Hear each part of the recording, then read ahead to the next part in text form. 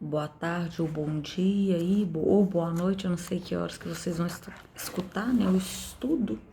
Se por acaso passar alguém hoje, vocês não reparem, é porque hoje está todo mundo em casa, o filho estudando num quarto, o marido trabalhando no outro e sobrou a sala, e eles precisam transitar por aqui, tá?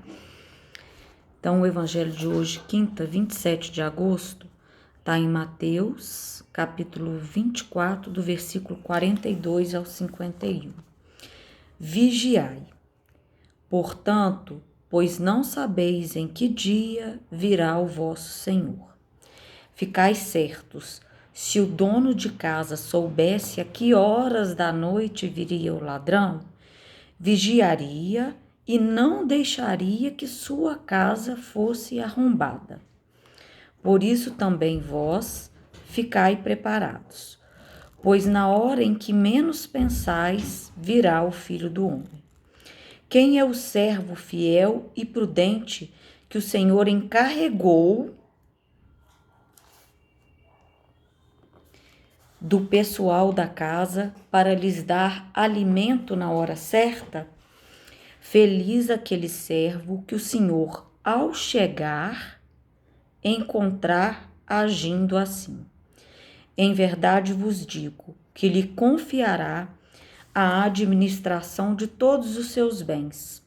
O servo mau, porém, se pensar consigo mesmo, meu senhor está demorando, e começar a bater nos companheiros e a comer e beber com os bêbados, então o senhor desse servo virá num dia inesperado e numa hora imprevista. Ele o excluirá e lhe imporá a sorte dos hipócritas.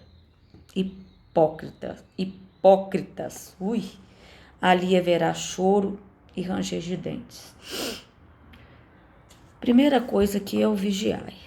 O vigiai é o observai, porque o vigiai ele fica muito forte, porque a partir do momento que a gente acredita que a gente tem condições para vigiar mesmo, a gente tem que tomar um cuidado muito grande, e eu falo isso por mim também, de não achar que a gente tem o controle sobre tudo. Então, o observar sem o julgar seria mais coerente, né, dentro de um sentido de espiritualidade e para a gente poder trazer para os dias de hoje. E aqui ele faz, falando novamente através de parábola, né?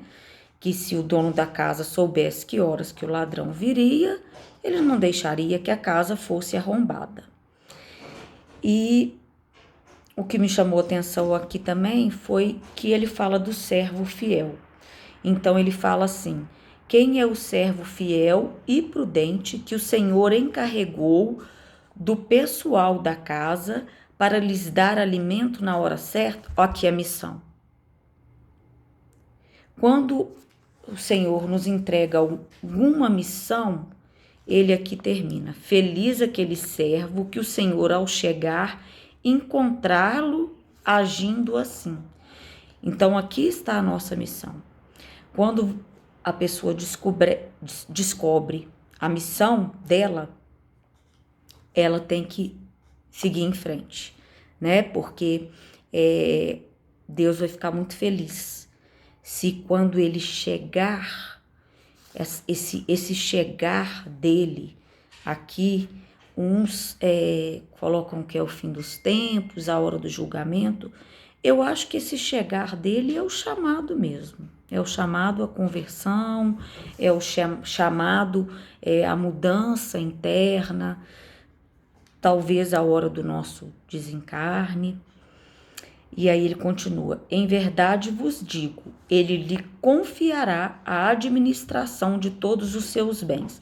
Ou seja, quando é percebido uma missão, é entregue uma missão, a pessoa vai sentir. Podem ficar tranquilos que a pessoa sente qual que é a missão dela.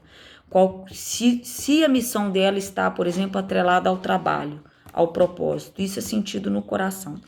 Quando a pessoa sente e ela começa a praticar essa missão, a realmente fazer do trabalho ou fazer da sua missão, do seu serviço, uma entrega, acontece exatamente isso aqui. Ele lhe confiará a administração de todos os seus bens. Ou seja, ele confia. Então, ele não te deixa faltar o alimento, não te deixa faltar aquilo que é material e que você precisa para viver. O servo mau, porém, se pensar consigo mesmo, meu senhor está demorando, e aí ele começa a bater, a beber, junto com os funcionários, a beber com os bêbados, ou companheiros, para mim não tem nada disso aqui, tá? Eu não consigo visualizar assim, isso aí é porque se a pessoa tiver num bar, bebendo, e Jesus chegar, Jesus vai separar ela porque ela bebe, porque ela faz isso. Não acredito nisso não, tá? Não acredito. Quem acredita eu respeito, mas eu acho é isso aqui, ó, que quando é nos passada uma missão, a gente sente essa missão e a gente começa a procrastinar ou a negar essa missão. Isso que significa que, isso para mim, começar a bater nos companheiros. Então, esse servo, aí o Senhor vai chegar num dia imprevisto e vai pegar ele aí fora da missão. Quando falo pegar fora da missão, é aí que as coisas começam a não andar, as coisas começam a não fluir, seja na vida profissional ou na pessoal. Você começa a ficar triste, porque na maioria das vezes, quando você está cumprindo o seu propósito, há momentos sim de dor e momentos sim de tristeza, mas eles não duram muito, tá? Porque o seu fazer, o seu servir te eleva.